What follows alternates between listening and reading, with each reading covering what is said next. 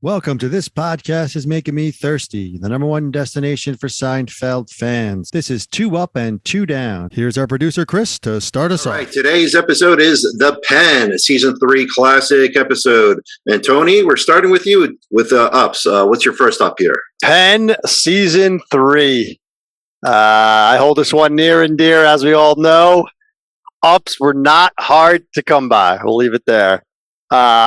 My first up in the Pen, I think Frank Costanza, and rightfully so, gets a lot of play in Seinfeld circles. But don't sell Morty short. I think this is one of the best Morty Seinfeld episodes of all time. I think Morty Seinfeld delivers on every cylinder in this episode. He hits every nail on the head. This is just unbelievable Morty Seinfeld. Him giving directions, the lost art we all know, stay on Biscayne, don't get off Biscayne. You're going to want to merge. There's a abutment there. Incredible stuff right there. Nah, he didn't have a Coke. Who took the Scotch tape? Every line Morty delivers is amazing, one after another. One of my favorites. Who are you? I'm a chiropractor. What, are you kidding me? Says to the guy. Unbelievable. Well, that's it for them, he says after they leave. Unbelievable. How about him taking takes my son's pen and takes it back, gives my son a pen and takes it back. Every single Morty Seinfeld line in this episode is just a banger, one after the other. I kind of went off there, but that's my up. Morty Seinfeld. Absolutely. Got to give it to Morty in this one. So, Chris, over to you. What's your first up? Yeah, you could argue that, the best Morty episode, which I think this is, could be better than the best Frank. All the lines he delivered, he had so much presence. Completely agree. Listen, you can't think about the Pen if you don't mention Jack Klompus. What an entrance, right? The $19.45, the check to the Pen, it writes upside down. Well, here's the thing. I don't even know. Don't all pens write upside down? It's unbelievable. Klompus just talk about elevating a show.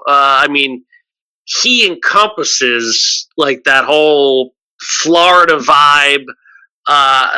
Just incredible. From the sponge cake, him and Morty. Obviously, with him and Jerry, of course, but then him and Morty yelling at each other. Klompus, unbelievable. Clearly probably a top 5 of all time guest star.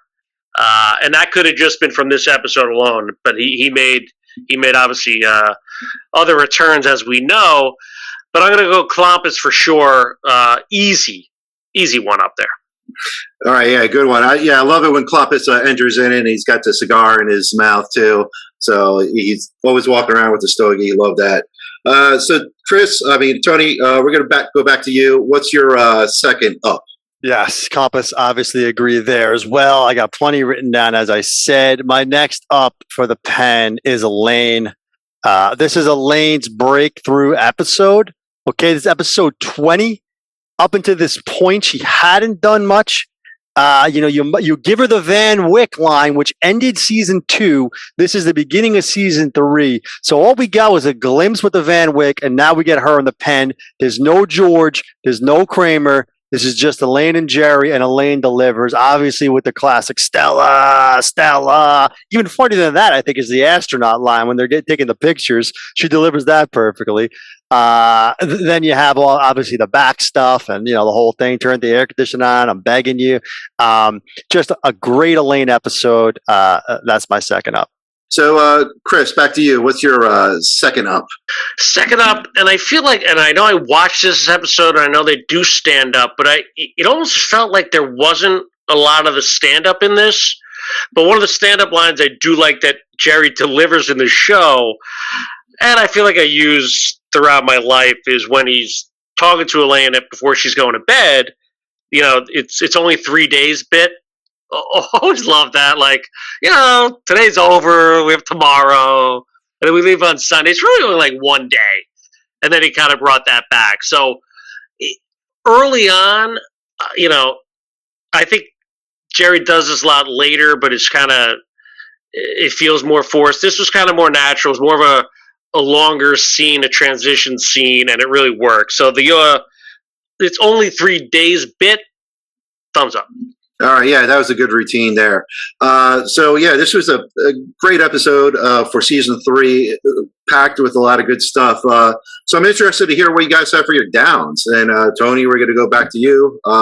What is your first down? Yeah, I do love that. I use that all the time too. The whole today's over, one more day. What are you gonna do? All right, my first down. I don't have many written down, so my first down is actually the opening stand up. The episode's too good, and I don't love the stand up. The whole old people wear trunks, something a tree would wear. Just a bad joke, Jerry. Floating around in a bathing suit.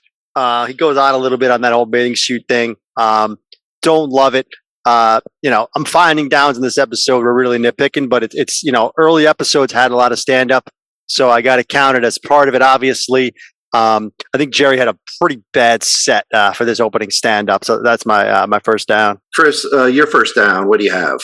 I mean, the first down is probably the most obvious one in Seinfeld lore and history. There's no George and Kramer in this episode. Period. End of story. Those are the 2 greatest characters of all time. For them to not be an episode is a miss. I know we've seen that in the Chinese restaurant, and we graded based on that. So obviously, Jason Alexander was pissed off beyond belief. I know he wanted to quit the show because of this episode, because of that. So for me, it's an obvious down. No George, no Kramer. Could they have fit them into the episode? Who knows? But for me, it remains a down. Tony, so what do you have for your second down? Yeah, at the time, it didn't rub me the wrong way, only because a lot of sitcoms at the time, you wouldn't see every single character and every single. I mean, Seinfeld really set the bar on that. After this, as we know, as Chris mentioned, that never happened again, really. And giving them all stories, that never happened on sitcoms prior to Seinfeld, where there was an A, B, C, and each main character had a story. But anywho, that's a solid down. I don't really have any others written down. I got one. It's kind of a nitpick, and I don't even think it's a full down. But I don't know what it is. But Uncle Leo and Aunt Stella, and then Mrs. Seinfeld. I hate her like poison. I don't know what's the problem here. And first of all, I guess does Leo go back and forth from New York to Florida? I guess a lot of people do, maybe, but kind of odd. He's there. I think he's also on her side of the family, not Morty's, but. Be that as it may, I'm trying to find some downs here. Something about that didn't work. I guess they wanted Estella to be there for Elaine's delivery, but could have been just a friend maybe. But they feel it's early, so I don't want to say they crammed Leo in, but it didn't seem to fit. He threw the parks department as it always does. I didn't like how he says to Jerry. I've heard that dog routine 3 times. Like it's giving Jerry stand-up advice. Maybe it is an up. I don't know. I also give it a down in a weird way. So. That's kind of my down. I don't know why, but I think the Leo, Stella, Helen Seinfeld thing there is a down. This is Morty's time here. Down. Chris, over to you. What do you got for your second down? I had that as well. Leo in Florida. What happened to the wife? Who knows? For me, it's again, it's a tough down. But knowing the show, the opening scene was really long. Like. When Jerry and Elaine came to the condo, it was over 7 minutes long of them just sitting in the condo, talking, the whispering, and Jerry doing his sun-dried tomatoes bit. Like, it felt very sitcom-y.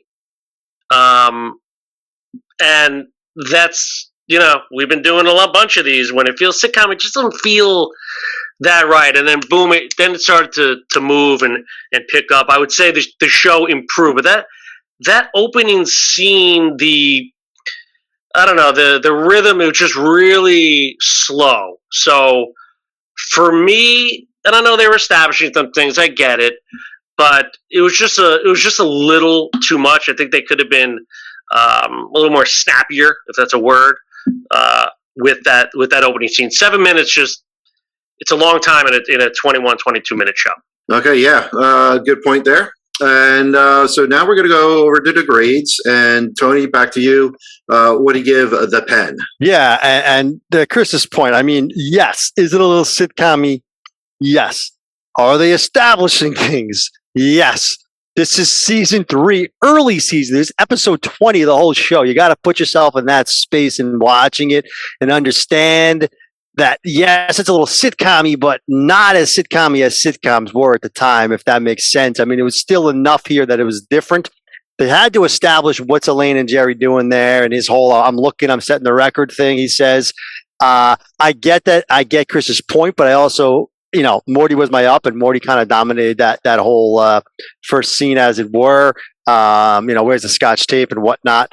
But it's a fair point he brings up. It is a little bit sitcom. It's a little bit slow. You got a little bit of relationship humor, if you will, but they kind of got it out of the way early on, episode 20. And they were able to do what they wanted to do later on. So it is establishing. Okay. Now, no George, no Kramer. What do we do with that? All right. Chris already called it a down. I know where he's going with this. I think Morty and I think Columbus give this enough to carry it. I'm not missing George. I'm not missing Kramer. I'm really not.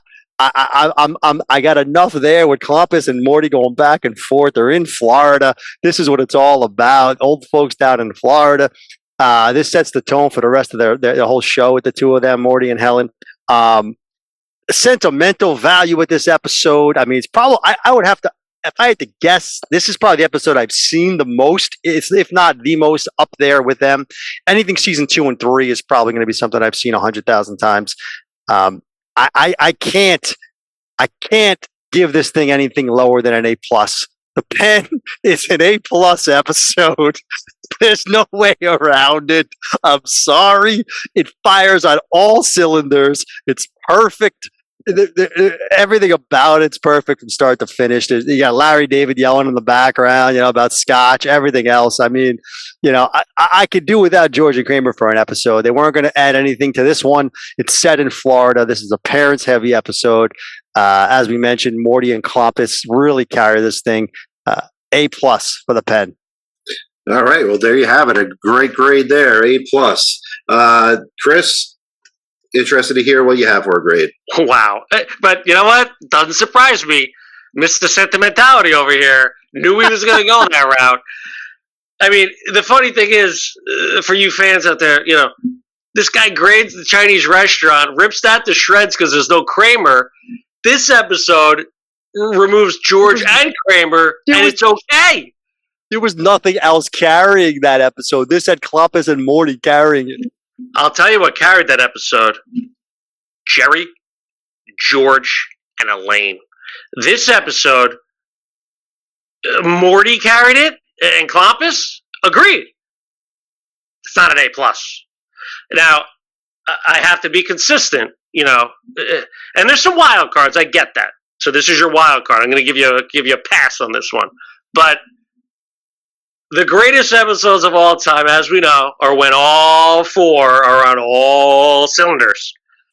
And listen, I get it. The guest stars make this show shine, but Morty's not making us an A+.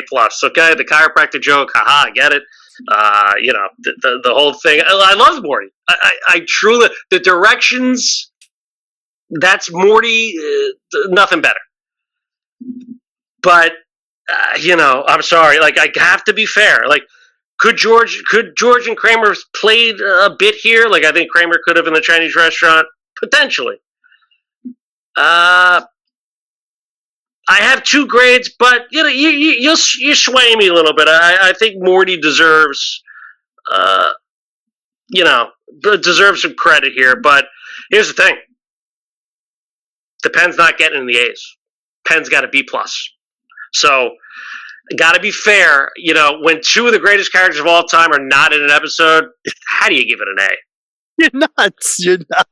B+ for the pen. You're nuts. Now, keep in mind, one of my other favorite characters in this was Evelyn. I did love Evelyn. She was Evelyn's great. Amazing. Evelyn's amazing. Evelyn's not making this an A. It's a shame. It's Well, there you have it, folks. You got A plus, B plus, whatever grade you want to give it. It's solid enough. It's always worth a revisit. The pen. And guys, thank you for your grades, your ups and your downs, and we'll see you on the next episode.